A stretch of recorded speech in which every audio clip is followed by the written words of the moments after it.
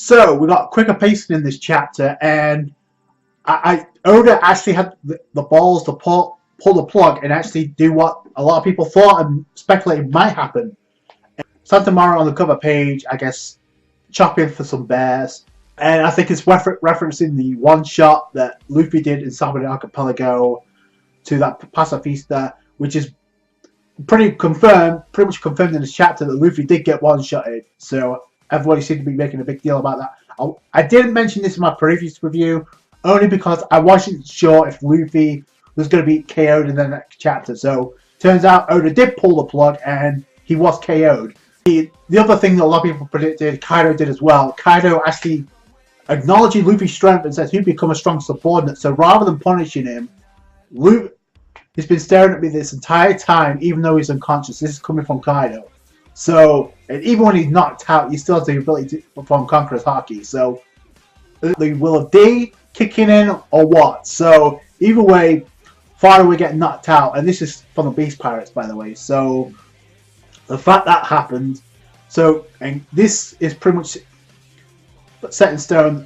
There's a rescue mission now in operation. I thought Zoro was going to be the one to be captured because he was the one getting lost all the way. But Zoro's going to be the wild card now because he's the only one separated, with the exception of Law, who knows what's going on. The rest of the crew kind of know what's going on because Yano Kiku pretty much finds Sanji, Nami, and Chopra, Brook, and Carrot, and as well as the rest of the Heart Pirates, which I knew that was going to happen at some point because why else would they not highlight Okiku and Kinemon in the previous chapter? You had Kinemon covered his face looking for Asuru, couldn't actually bear actually to bring himself to actually see Asuru again, and he does mention reference like we'll be together again able to see each other once this whole business has come to an end and we fulfill a lot of Oda's wishes. So there you go. So that's going to be another thing to wrap up by the end of the Wano arc. Throw him in a cell and torturing him to make him become my subordinate. So a lot of people predicted that because Luffy had the balls to actually stand up to Kaido, that would actually interest Kaido's curiosity and actually want him as a part of the Beast Pirate. So that's the case. We know Luffy's not going to do that, so he's going to be stubborn about this. What this does is bring Luffy and Kid together, and by the end of the chapter, that's pretty much confirmed. Law tried to make a move like we thought he would. He was going to use Shambles, but he had a Sea Stone or a Kuroseki nail in his arm, and it was kind of revealed by Hawkins that Kuroseki or Sea Stone was pretty much created by or forged, and I think that's kind of more obvious when we see random welders like bashing iron together. I'm guessing that's making the Sea Stone, because why else would they incorporate that? And being told like treated as slaves, like if you don't get this, if you don't beat this iron, you're gonna die if you can't at the hands of Lord Orochi. So this is all Lord Orochi's doing. So it's all coming together. I love the foreshadowing here. So the Kuroseki comes from Wano. Law has it in his arm, so he can't use his double throat ability yet. Well, he can't use it there. I guess he got it out of his arm and he used Shambles because the next time we see Law, he's pretty much out of Curry, or he's out of Okabura town, and he's gaining some distance. And it's like, I'm more worried about the rest of the Straw Hats and pretty much my crew as well. So that's kind of cool. Law, I thought Law was going to get captured as well because of the worst generation in the three of them, right? So, and I also think that cover page was also foreshadowing because we saw Sentomaru in Sabaody Archipelago. That's originally when we saw those three actually team up for the first time, if you remember, the Marines. So that's kind of cool. I think that's a callback. But either way, Law escapes, so he's going to be the second in command in charge of it. Well, he technically is, behind Kinemon. So Law's going to be charged with the rescue operation to get Luffy and by default Kid back. Hawkins kind of like doing his own things, like, oh, I won't let them escape. That's probably going to bring Hawkins and Law together because they were having a conversation before. Remember, Hawkins was actually only suggesting that to Kaido about the Straw Hats and the Heart Pirates being at the ruins of Odin Castle, only to get his distractions so he won't destroy Okabura Town, which didn't work out. Kaido turns back into a dragon and says, I'm going to drink some more. You guys take care of Luffy and throw him into a cell or something. So Law's dipped, so he's on his own. I guess he's going to go back with the rest of the crew. So I love now this arc is in full swing and it's pretty much become a full rescue arc. And I didn't think Luffy was going to be the one to be rescued. I thought somebody, either Law or Zoro, was going to be the one. I honestly thought Robin may even be captured just because she has to go out and actually see the Rob Poneglyph. But that's not going to be the case now because Frankie, Usopp, and Robin, who is seeing get the news because the newspaper reaches the next day to all residents of the lowdown about what's going on with Luffy and Kaido. And another thing too, we actually get to see a panel of the apple that Otama, and we saw some blood, right? Obviously she's still alive and her wounds need to be treated immediately. I think Inuyasha is the one that bumps into him. That is going to be an interesting plot point in this arc. And again, like I said, it's meant to keep Otama out of the picture because it kind of destroys suspense. If Otama, remember what her ability is, it kind of destroys suspense if her ability allows her to gain control of all smile fruit users, right? To our knowledge, the only thing it works on, the only smile fruit users it works on is the headline, right? So obviously Speed still being under the effects of that because she was willing to protect her master Otama from even Kaido. So that's an ally, number one. Number two, by default, it's the worst generation there. We don't know where Apu is and in the cell, so I don't know who Jack's going to square up with. Maybe Nekomamushi or Inuyasha. Remember, it's going to be on the night of the festival, on the fire night, right? 2 weeks from now. So I think that's going to be a plot point. And the fact that Kaido wants to torture Luffy and not kill him right off the bat and make him a subordinate, that gives time for the rest of the crew to come up with a plan to try and retrieve Luffy in Onigashima. And we know where Luffy and Kid are now because Kid is in the same prison cell as Luffy by the end of this chapter. So Frankie, Usopp, and Robin get the news of what's going on, and the great is Frankie's crying, hearing about Luffy again. Oh, he's actually in Wano, and then you see his face like completely weird out. Like Usopp has the same expression, but Robin had the same expression as Frankie and Usopp, so that was surprising and hilarious. Like, okay, they must have read what Luffy did by challenging Kaido. Like, oh, I don't know about this. So yeah, so they now realize it's a problem. We also, at the same point in time, we see Zoro as well, and I guess he's eating wasabi or something for the first time because he's traveling by boat, island by himself. So I don't know where Zoro's going to end up. He may end up with the rest of the crew at some curry in the Flower Capital, because that may be a gag or retrieved and out of bars. That's when the reunion is going to kick in. So yeah, so I love where this is heading. Zoro technically is the second in command of the Straw Hats, so I don't know what Zoro's going to do. He's going to be the one more determined than anybody to like look for a fight now more so than ever. And Shuntomaru actually caught the attention of Luffy, or was under the attention because of Luffy. Maybe the second in command Zoro will earn Shuntomaru's respect, and maybe he'll align alongside Zoro and the Straw Hats, and that's an alliance from Wano, because that was their purpose in the first place, right? To recruit, to fight. I think Shuntomaru is going to be one of them. There's way too much of a connection. Zoro's going to have to be the one to fight Shuntomaru to earn his respect. First off, you have the rest of the crew. We know what Robin's objective is.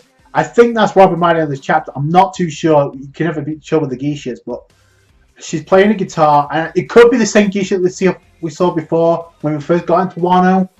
But either way, there is you see the flower petals, and you see the geisha playing the guitar, and then in the background you see the prison cell of where Kid and Luffy are right now. So that could be the geisha, and if that's the case, that could be where Shogun Orochi is. I'm not too sure, but since we've already seen Robin as a geisha, why would she have a mask on? So I don't know. It's weird. And there's no way Rob would be an Onigashima, so I think that's another geisha. It could be the wife of the Shogun Orochi. So Law, like I said, he's got to reunite with his own crew and the rest of the Straw Hats. Like I said, Okiku found Sanji and crew. They're going to be... He gets thrown in the prison. Luffy actually is in the shackled, right? And he's still able to use Conqueror's Haki because he knocks one of them out. Dies. By the way, that scene reminds me so much of Itachi for some reason. When you see these eyes in the darkness or pain. And remember, Kid does have the similar appearance of pain. So I just thought that was kind of funny. Either way, he gets thrown in the prison cell, and that is how the chapter ends with. You'll pay for this Kaido. And I love this quote. Like, connected by fate onwards to the next act of the Wano arc. This is only the first act, and it's like Wano Country first act finished. Like, nobody expected this. Nobody. Prediction about Luffy, but before I do, it's important to realize that a lot of people, a lot of fans of the One Piece fandom actually thought the 2 weeks we had before we actually arrived on Onigashima, that was the plan. So a lot of people speculated that's where, okay, Luffy's going to train his Haki, and he's going to learn that he couldn't defeat Kaido. They were going to find out escape, and they were going to use those 2 weeks to train so Luffy could avenge Otama, and they could succeed with the plan of taking down Kaido and the Shogun Orochi, right? But now that's changed because Luffy's the one captured, and now it's the rest of the crew. Technically, Zoro's in command of the Straw Hats, and Law technically is the one in charge of their operation because he's the only one with information about Kaido. So they can help Kinemon and the rest of the samurai out. So what if Law is the one to train, not Luffy? Because there's no way Law's going to be able to take on Kaido by himself. He was going to do something, and obviously because of the Seastone Nail, he couldn't. So I guess I'm assuming that's out of his arm now. So the fact that they're not going to take down Luffy yet, or they're trying to make him a subordinate, that's, in my opinion, that's giving them time to train. Not Luffy, but the rest of the Straw Hats. And obviously we know Frankie Usopp and Robin, what their goals are. A weather ninja, right? Sanji's supposed to be a cook to gather information, or gourmet, right? Obviously Brook and Okiku are supposed to be doing the same task together. They all have individual roles that they have to do in order to gather information and recruit more samurai. Zoro's going to be the one to recruit Ashura Doji, aka Shintamaru, right? So, where does that leave Luffy and Kid? Because as soon as they get free from that prison, okay, or maybe Law goes alone, and maybe he tries to get, but then Law's smart enough to realize he can't do this solo. The first thing he wanted to do is make sure the rest of his crew's okay, and he has to make sure the Straw Hats don't do anything stupid, so he has to be there too. Training. What if, because a lot of people assume that's going to be how he awakens Gear 5, because Gear 4 did nothing to Kaido, okay? That's established. Even if he does have a 4th mode in Gear 4, that's not going to work. Even the Snake Man, he may take down a Calamity, but I don't think he's taking down Kaido anytime soon. But and even if they do have an alliance, they're going to get wrecked because Luffy and Kid individually got wrecked. They could pose a problem to Kaido, but what if Luffy awakens his Gear 5th, not through training, but through anger? Maybe he's triggered by what happened to Tama so much, because you have to remember every gear that he's awakened relies on Luffy's body. Gear 2nd relies on obviously his bloodstream. He increased his bloodstream. That was Gear 2nd. Gear 3rd, he increases his bone structure to grow his limbs like a giant. That's Gear 3rd. Gear 4th, he increases his muscles and expands his muscles to make Kinetic Balloon or Muscle Balloon. Right? That's Gear 4. So, that's just one version of Gear 4. Snake Man is obviously dependent on speed, and obviously Tank Man is dependent on defense, depending on how full Luffy is. So, what else is there? What else is there to increase with Luffy's body? I mean, is he going to increase his cells? No. Is he going to increase his hair? What? You hear what I'm saying? What else is there to use on Luffy's body to make his body go beyond Gear 4. Because even after Wano, what's Luffy gonna do against the likes of Blackbeard? He somehow has to awaken at Gear 5th, right? So what if he awakens it, like everything he's experienced in Wano, maybe it comes full circle, or maybe look of Luffy kind of threw me off, because number one, it looks so menacing with him having bandages. Like, okay, he wants like Luffy, Kaido's head. That's the look I got.